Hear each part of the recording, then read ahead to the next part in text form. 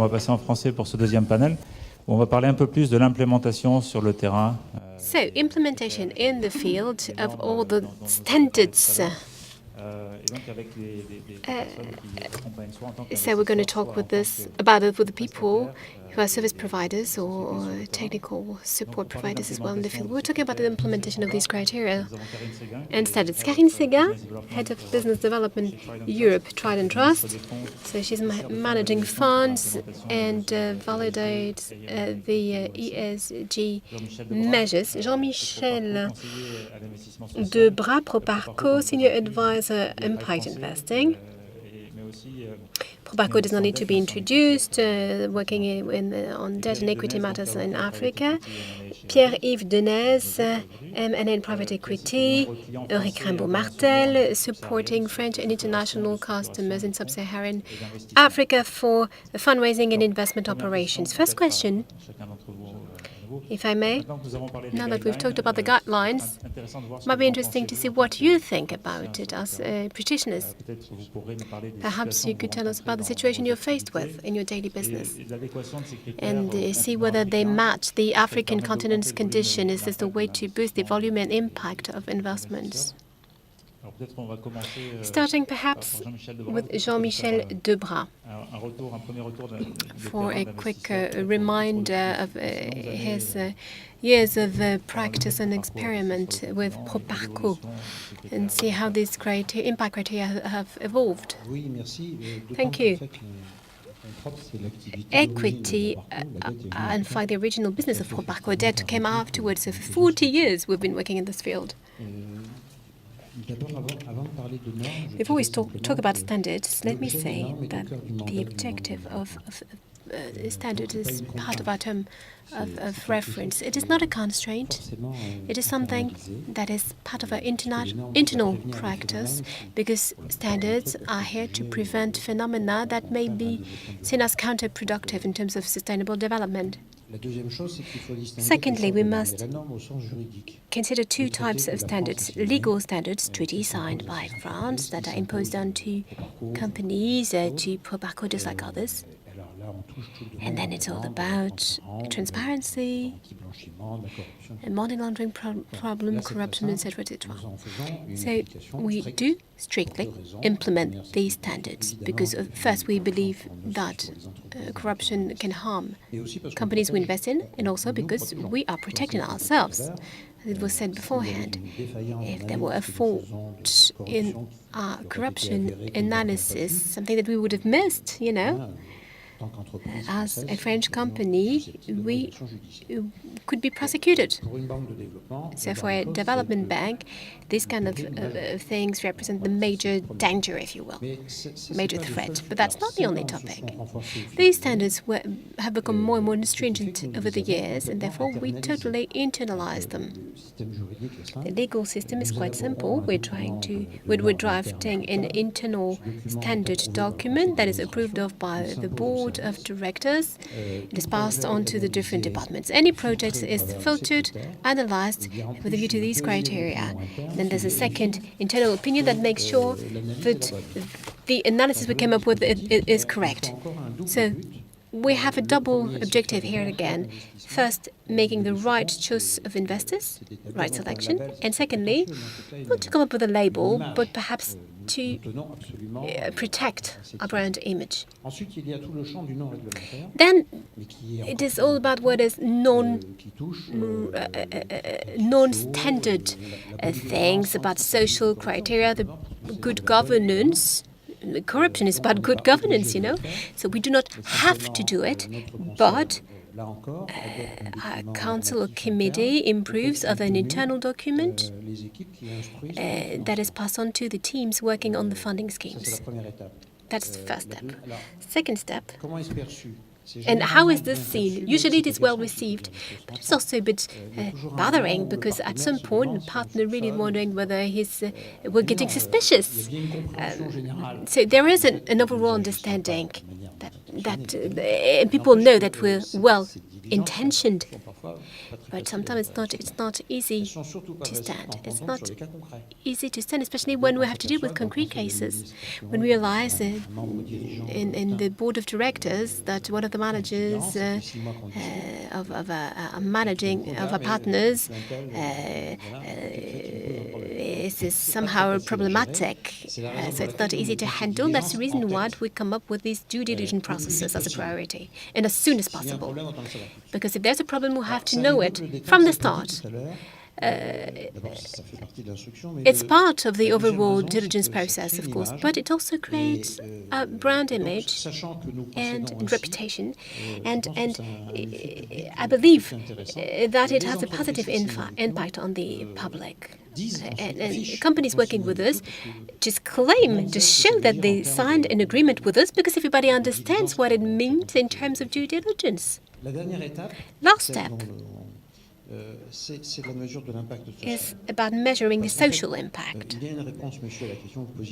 So you've asked a question beforehand, do you accept 10 to 15% returns? The answer is maybe yes, but then the counterpart, if I may say, would be that the social impact to be well defined, well assessed, and actually implemented. And there is a category of investors who are willing to go for fewer returns, but there must be a collective interest proven. That means that we do have designed, measurable, measured efforts, impacts with an annual report. That's extremely costly and time-consuming and complex.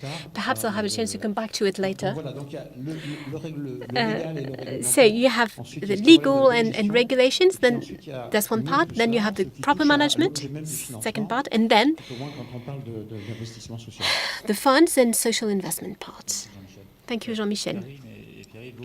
Karine, Pierre-Yves, you're daily working in the field of investments, working with investment funds, and working in the back office. What about these guidelines? What do they mean to you on your daily basis? Which are the changes, the recent changes? Karine, do you have a few examples, things that have changed in this ecosystem? Well, indeed, just to give you a little perspective, we've set up our African practice about 10 years ago with TridentFunds, Grofin, African Capital Alliance, amongst others. Back then, funds was 70 or 110 million dollars or euros, whatever, were considered as big funds. Of course, there are other funds today, like Helios, raising 1 billion or 200 billion funds, and they're considered as a really big fund in the region. But just to give you a few concrete examples and show our role as fund managers, private equity managers, since we have about 20 private equity funds investing in the region. And we want to see how our role in terms of impact investment is evolving, considering more traditional funds. So the first part of the deal, mentioned this morning, impact investment is a commitment of the investor to measure and to report on the social and environmental performances. This is important. It is a question that is often raised by managers trying to raise funds. And they say, we are impact investors. We create jobs in Africa. But when we talk to investors, and I know that there are different categories of investors, but impact investors usually require that the fund statuses refer specifically to the modalities of the impact investment, and with a view to the benchmark, with the quantified objectives, etc. And this is where we have a hand on making sure that in the fund reports there are indeed all these objectives described, pertaining the number of jobs created, and many other criteria indeed, that were regionally defined even in the PPM. Pierre will come back to this later on. And quite often, we were asked by some DFIs to go in the field and help managers so that the back office could make sure that the flow information flows are run smoothly, and to guarantee the quality of reports, content-wise, format-wise, etc., etc. That's one thing. The other thing, and I do understand that it's more ESG focused, but I think it's important here as well. More and more, we are requested from the start to act as the third eye, if you will, for proper monitoring of ESG standards. So usually we refer to specific charters,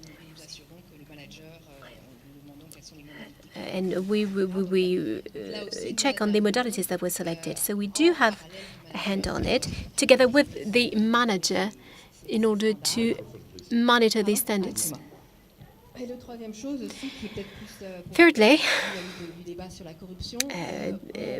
when we're talking about corruption, we realize that for impact investment funds, there is a request in terms of KYC and due diligence from all stakeholders, managers, directors, but also investors. This request for due diligence is more important. Let me give you an example. In the Cayman Islands, if we have a private equity fund that is non-regulated, we do not need to come up with an exhaustive due diligence process if there's no more than 5% held by the manager. But usually, most of our partners ask us still to proceed to the due diligence process for all investors. And I just wanted to say that we see that we have an increased responsibility in highlighting the lack of coherent consistency and potential gaps in terms of guidelines.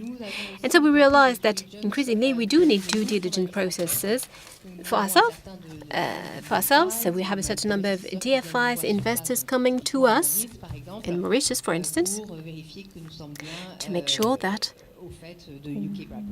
we are abiding by the UK Bribery Act. That's an example. Another interesting thing, we've had, of course, we abide by international law, the UK Bribery Act, amongst others, but we're also paying attention to specific DFI's demands. One anecdote I could share is the distribution of carried interest. Some DFIs want to make sure that the carried interest of managers are well distributed in a very fair and open manner, and proportional as well, between the senior partners and the junior partners. Thank you, Karine.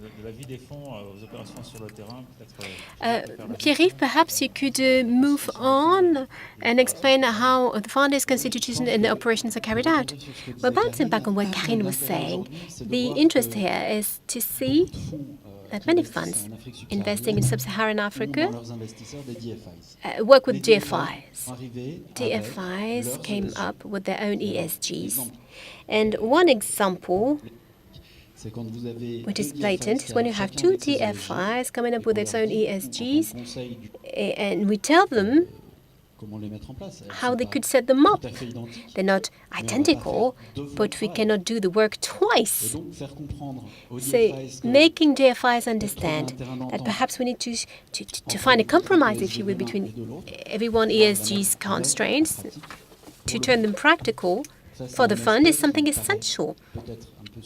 Maybe surprising, but more and more it is something that happens. And then we also have those standards, norms, regulations that apply, obviously, like the problem on Bribery Act in the UK. And as soon as we are working with the UK partners, there are rules to abide by. And we also have regulations about the KYCs. It's interesting to see the answer provided by the fund. The fund has an analysis about risks that the preliminary audit. Before investing in the targets, you must use ESG criteria to validate your target, making sure that there's no problem. So that's the risk aspect. Then you must use ESGs during the life of the investment, life cycle of the investment, just to create opportunities and generate output results in the end. So in the current documentation, more and more we have to work on the rolling out of action plans within targeted companies to make sure that they can abide by ESG criteria themselves, according to the requests of DFIs. And that's interesting because it is new. We used to have ESG criteria that were imposed on us, but we would not go as far as setting up action plans and asking the majority stakeholders to make sure that within the targeted company there is indeed a consistent target plan, action plan that will make sense with ESG's objective, and that these action plans would be actually monitored by fully skilled people. Therefore, we have increasing commitments in recruiting the right persons to work on these ESG policies, and that implies costs. I know that for a group like Azalai, it is costly to have this daily monitoring process. Even though they are promoters, they're job creators, but it's one thing to know it and something else to provide reporting.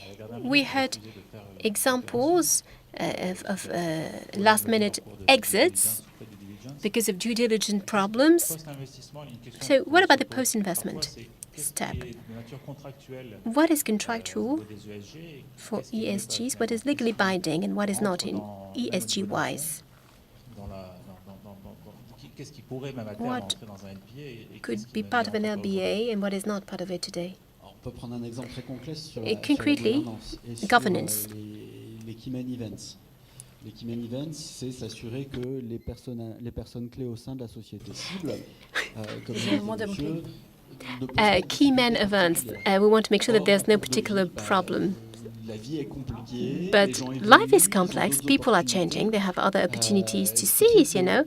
So we have to anticipate as much as we can. And we cannot anticipate on everything, but we can draft a shareholder pact or a deal, making sure that the key men have specific stands, terms of reference with other companies, are elected in other companies. They will be forced to leave, to allow for the fund to leave, to exit. Because these investors cannot afford to have problems with the target source companies. Jean-Michel, bouncing back on this question of harmonization and work between donors, which is quite important to you. How can you coordinate your actions with other DFIs or other players? It is something that is totally justified for the partner, but also for ourselves. Because usually there are 2, 3, 4 DFIs working in the same fund.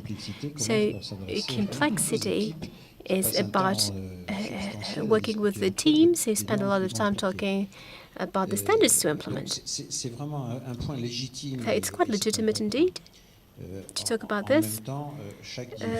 Each DFI is responsible with its own council, board of directors. But what we do is that we circulate.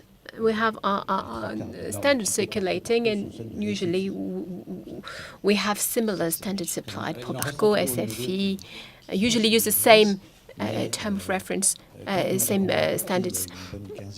15 years ago, we've adopted the very first impact measurement, social measure impact measurement. And some of our colleagues did the job before us, so we did not do it again. Then, since Proparco and Denez is working together quite often, we have the same reporting system. It's quite pragmatic as a solution. Because, of course, there are a legal limit to harmonization because you're responsible only for your own bodies and report to the legal national framework. Sometimes there are certain bans, and the French list is different from the European list, different from the United Nations list, so sometimes it's a bit complex, and we may exit an operation. Secondly, about action plans, it is quite unusual, except when you're working for a company, a well-structured and certified fund. Sometimes it can simplify the problem, because questions were dealt with beforehand. This being said, it's quite unusual to find a situation where that is fully satisfying as you start negotiations and discussions. We must have a gradual vision. Of course, we come up with action plans, because then what is not good enough will be good in 6 months' time, in 1 year time, with follow-up mechanisms. And costs, of course, remains important when we're in company or a small-size fund defending social projects. And if we see a disproportion because the cost of diligence, follow-up, reporting, and the company, then in this case, we can even offer technical assistance. Karine, could we talk about the implementation of a requests from DFIs, request to funds from DFIs? Do you see reporting that goes in various differences? Or can you more or less keep up with all these requests? Well, reporting is dependent on the investment manager, reporting to investors. We give supply of content, we give templates, etc. But the figures for reportings on portfolios and so on are the responsibility of a manager. We have more and more high-quality templates supplied, IPA. So what we see is that there's this very clear improvement of the quality of reporting that goes hand in hand with more and more demanding investors. We can't avoid it because what we see is an increase in the diversity of investors in African funds. So it's not like 10 years ago. So there was mostly DFI, precursors, Proparco, and so on. And funds have been appearing over the past 2 years, are more and more diversified with networking duals, American clients who have more and more visibility of standards like impact investing and IFC guidelines, and also pension funds, African pension funds, German family offices, and English funds as well. So you can't escape this case-by-case thing, like South African pension funds and so on. We ask for a specific kind of reporting, etc. For me, that's actually quite a good thing, because the basic investors are diversifying themselves. At the level of South Africa, there's a huge push outside of the South that's translated by these other activities with very strong impact, idea-ripe impact, and others are also very active on the continent. Maybe one final question for Jean-Michel before we give the floor to the public. There's innovations underway nowadays when you talk about social criteria, and Jean-Michel's working on them. Maybe you could tell us a bit more about them? Thanks. That's actually the prolongation of the gentleman's question on the link between the social impact and the return you can expect. The question we had is that we have these past few years seen proposals for actions in organizations whose vocation did not corresponded to the mandate of Development Bank, whose organization was fine, but we had to say no because there was a minimum return levels and they were below them. And this was quite shocking for us because our first vocation is to invest well, but the first idea is to create development. Now we ask, as was said before, we know that in the future the target will be businesses whose size and yield are below those who are usually below the returns expected in the risk capital, venture capital. So what can justify an investor taking more risk to mobilize more funds and for longer? The only potential answer is that they trust that the social impact is there. So you need to describe it, you need to quantify it, you need to measure it. You've got to say what happened and so on and what we're doing. It's almost done because if we're lucky, it's going to be approved by the Council next week. We hope so anyway. So this is a mechanism that consists in the adoption of new tools. You talk about tools, guarantees and so on, but in one compartment for a given quantity of risk, but it was actually limited in order to not imbalance the general balance of Proparco, in which will allow them to take more risk. There'll be less return, we know that, but on the condition, because we know we'll be judged on this, on the condition that the social impact, developmental, environmental impacts will be reached. And that's where I agree with what was said before. We need to work on a case-by-case basis. You have to say, right, what's your objective? What are you going to describe? What's going to convince us if you've reached it? And as soon as you give an indicator, as soon as you have an indicator, you define how you can avoid this indicator. Take one very simple example. Not from me, but recently I had a discussion in Abidjan with one person who did vocational training in very poor neighborhoods in Abidjan.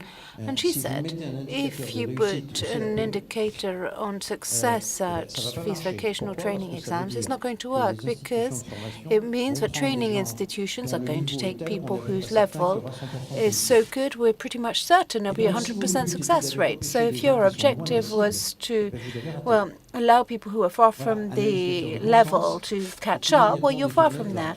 So it's really difficult to create a reliable indicator whose calculation means cannot be avoided, and which does not move away from the objective pursuit. So we're going to always work on a case-by-case basis. We're always going to have to work with them, and it's going to need close monitoring.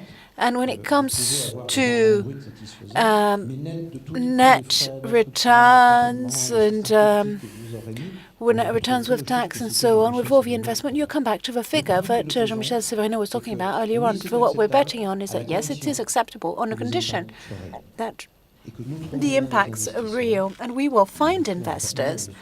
We'll invest ourselves. We have no merit. That's what we've been hired to do. So we'll find investors. He'll go with us. He'll work with us because you always co-invest. It's very rare for us to take more than 20% in a fund, like everyone else. So anyway, we will find partners who will accept, because the reality of a social impact will be fulfilled, and because they'll do the maths, do the sums.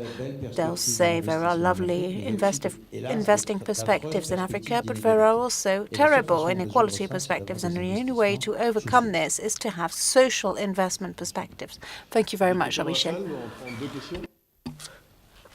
Questions from the floor? Just 2 questions? I don't have any questions. I may have one thing I'd like to add. We were talking about the incidence of a social criteria. Now, if you take an impact fund, they'll say one of the criteria I want is that the employees of the target society have a level of living that's above average. Fine. But that means that the profitability of a company will be impacted. So how can you reconcile both aspects of things? This is HR, the interest of the managers, the attraction potential. But that is an interesting question. I don't have an answer to this. This would be very pompous of me to say there is an answer to this. But what can you think when you have that? You really need for the investors to understand what we want from them. You can't discover what we're talking about on the way. It must be on the table from the very start, and then you either decide to go for it or not. So just to give you one example, we're talking about harmonization. We are not the only ones to try and do social entrepreneurship in France. Many people have come before us, NGOs have come before us, and to define an analysis grid on what a social company is, there are 10 of us in a room. Some are in the room, so companies, NGOs, donors, to define a common definition of what a social company can be. The associations has decided on that. It's called Cerise, Cherry. I'm not trying to advertise, but Cherry is a lovely name. So Cerise has a grid, a table with 50 criteria. Why? Because everyone has a question. They talk about things, and it allows them to develop the initial agreement on which people agree. I'm actually struck. I have a table here, and one of the criterions, there are 6 criteria. What's a project? Who is it aiming? What's a public? Are we going to focus on vulnerable publics? So in the example I was talking about right now, we need to draw the consequences. You take the paupers, you talk with people who aren't trained, and so on. All that needs to be taken into account. The third thing, what is a product? Does the product respond to a social issue? And there's also criteria on the nature of a company. This is very intrusive, but that's a decision, that's a choice that was made. So they say, does the company treat its customers responsibly? Is the company treating its employees responsibly? Do these practices protect the environment? Now, if all investors agreed at the beginning to have this kind of request, to have this kind of demand, we are not going to have 25% return. So the question must be, all these questions must be discussed, all must be made clear, and we decide to go for it or not. It all depends on the social interests of people around the table. So this is the reasoning we have with DFIs. But there's a problem if you only have DFIs. When you add all our investment capacities, that's not how we're going to develop Africa. So the idea is to attract the private sector. Because if you add up SFII, Proparco, DEG, how much is it? 5% of a need? 10% maybe. So the idea is to create a means for investment that attracts lots of capitals, and these are private capitals, and they help them focus on these objectives. You need to find a compromise. I don't know what the compromise is, but to reach this compromise, you must put some things on the table. You must have a table with questions in it.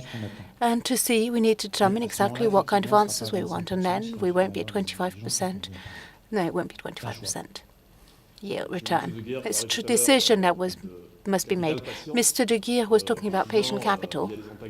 Now, there are oppositions. Last year, we had a long discussion here in this room on private equity funds or capital markets. We've got representatives of Abidjan, a stock market, who will be able to tell us a bit about what's going to happen, what's happening in these cases. But they tell us about short-term logics and long-term logics. But when I listen to you, I'd like to thank you for these very interesting discussions, because I was thinking ahead about African pension funds from Karine. We talked a lot about France and Africa, but we've also had people from other European countries who are investing in Africa. You get the feeling, in the end of the day, that the North is being asked for subsidies to fund companies and to fund social activities in Africa. And maybe this would be a subject for next year. We would need to invite African insurers, African DFIs, African pension funds to talk with northern actors on how we can work together actors from the north, actors from the south, to fund for funds and African companies. I don't know what you think about that, but anyway, you can talk about this. There's the website. If this is a subject that interests you, why don't you just say yes? Let's go and work on this topic. So thank you very much. I'd like to say yes to your question, if I may, just a quarter of a second, because I spent 4 years of my life in Johannesburg, and actually it wasn't that long ago. So we need to work with South African pension funds because we can always wonder how we can help transform our city, in Johannesburg anyway. Is it intelligent for a pension fund to invest in social housing? And actually, it's quite interesting because the house that I represent has many experimental decisions because we can't change the all of Johannesburg's housing, but we did something in about 10 building blocks 4 years later with a private investor who had a vision, a conception of their social mission. After 4 years, this private company was repurchased by a pension fund. Oh, and everything changed. Major overhaul. Well, we wondered what was going to happen. Is it going to keep hold of its social aspects? And they said, yes, we're going to maintain all the decisions that were made. We're going to be a social funds because we understood that it was an investment for the future. And on that day, what we won, for several things. Okay, there's 3 major pension funds. I'm not going to give a name, but anyway, we did win. It's essential, and they have a problem in South Africa. They try, and also, however, despite all these problems, they try and look beyond their borders.